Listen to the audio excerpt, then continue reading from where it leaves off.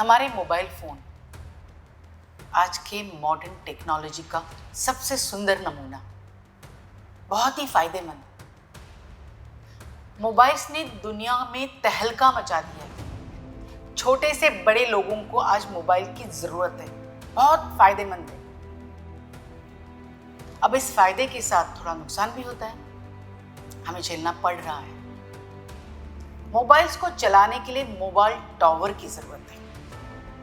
अब उसके लिए बहुत सारे रिसर्च चल रहे हैं, साइंटिस्ट एक्टिविस्ट काम कर रहे हैं। बाहर के देशों में उनके कुछ नियम हैं। शहर में आबादी के बाहर या उनके शहर में बीचों बीच जंगल होते हैं, गार्डन्स होते हैं, बड़े बड़े गार्डन्स, उसमें वो लगाए जाते हैं। अभी कहा जाता है कि उन रेस की इफेक्ट झाड़ पे नहीं होती है, लेकिन रेस का बुरा इफेक्ट इंसानों पे हो सकता है।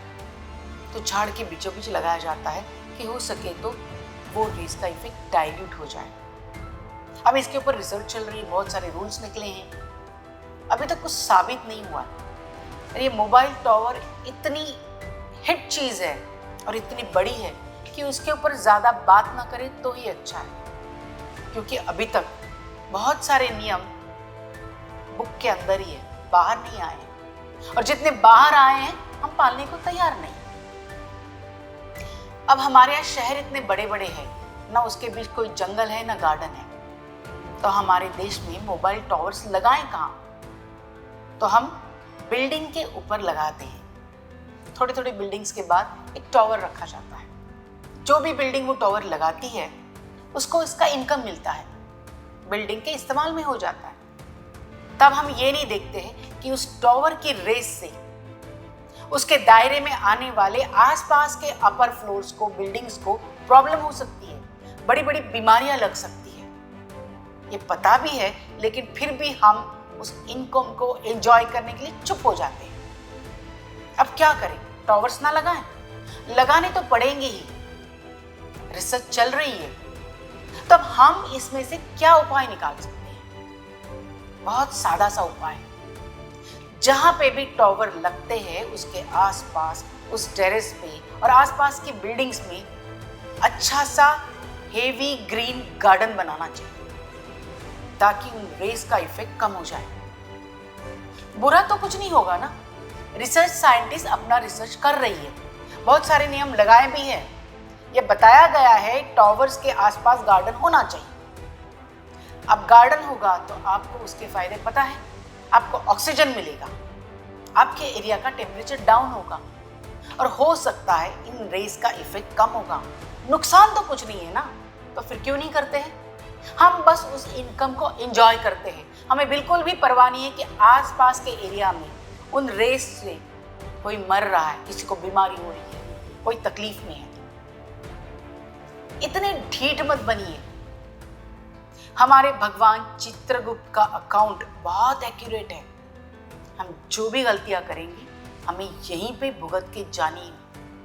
थोड़ा सा डरिए और अपने कर्मों को थोड़ा सा कंट्रोल कीजिए। कोशिश करें कि हम ये नियम बनाएं, जहां पे भी टेलीफोन टावर हो उस बिल्डिंग में और उसके आसपास के बिल्डिंग में ग्रीन बड़ा सा टेरेस गार्डन होना ही चाहिए। हमारे बिल्डिंग के ऊपर भी एक टेलीफोन टावर है, इसलिए मैं इस प्रॉब्लम से बहुत अच्छी तरह से रिलेट करती हूँ। मैंने इसे रोकने की बहुत कोशिश की, लेकिन रोक नहीं पाई। अब देखिए ना, मेरी एक छोटी सी टावर की जगह पे मैंने ये मियावाकी गार्डन बनाया है। अब मेरे पास ज़मीन तो है नहीं, लेकिन मैंने इन झाड़ को उसी तरीके से बनाया हुआ है।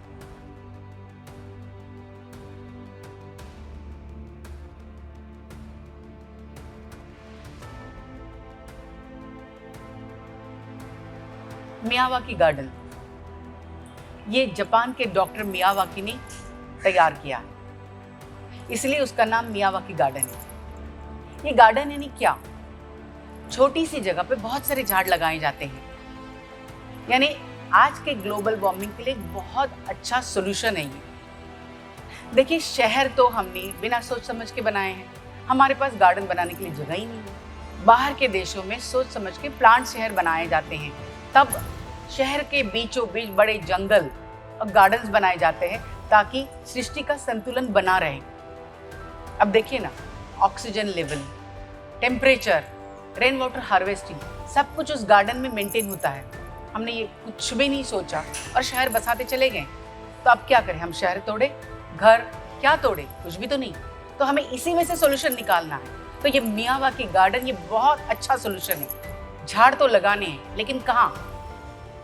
डॉक्टर मियावाकी ने बहुत अच्छा सोल्यूशन निकाला है। छोटी सी जगह पे 100 स्क्वायर फीट में आप 1000 के ऊपर झाड़ लगा सकते हैं। कैसे? बहुत ही सिंपल है। झाड़ का अपना एक नेचर होता है। हर झाड़ अपने नेचर से ही बढ़ता है। कुछ झाड़ लंबे सीधे होते हैं, कुछ झाड़ लंबे होके कैनेपी बनाते हैं यानी छतरी, और कुछ झाड़ दूसरे झाड़ के नीचे पलते हैं। अब उनको जल्दी से जल्दी बढ़ाने के लिए उन्होंने क्या किया, छोटी सी जगह पे 4 से 5 फीट तक वो पूरी जमीन खोदी गई। उसमें आप न्यूट्रिशंस, अच्छा खाद डालें और उसके बाद नेटिव यानी हमारे देसी झाड़ लगाएं। उनको एक लेयर में पकड़ के और बहुत पास पास में लगाएं ताकि बहुत कम छोटी जगह में हम बहुत सारे झाड़ लगा सकते हैं। इससे फायदा ही होता है। झाड़ सूरज की तरफ बढ़ने लगते हैं और उनकी जड़ें नीचे, एक दूसरे को हाथ पकड़ के जड़ें नीचे नीचे जाती रहती है और जमीन को पोरस करती है।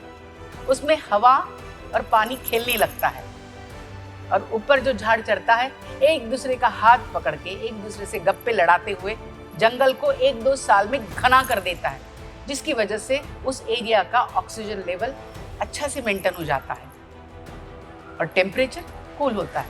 रेन वाटर हार्वेस्टिंग नेचुरली होती है। ये एक छोटा सा मियावाकी गार्डन का बहुत बड़ा धमाका है। ये हर शहर में जहां जहां जगह हो वहां पे बनाना चाहिए। अगर ये हम नहीं कर सकेंगे तो कौन करेगा? नियम तो बहुत बने हैं, क्या हम उसे पाल रहे हैं? इतने ढीठ मत बनिए, थोड़ा सा दूसरों के बारे में सोचिए। मैं सुनीता राव बेलूर आपके साथ जुड़कर इस टेलीफोन टॉवर की प्रॉब्लम्स थोड़ी सी कम करना चाहती हूँ।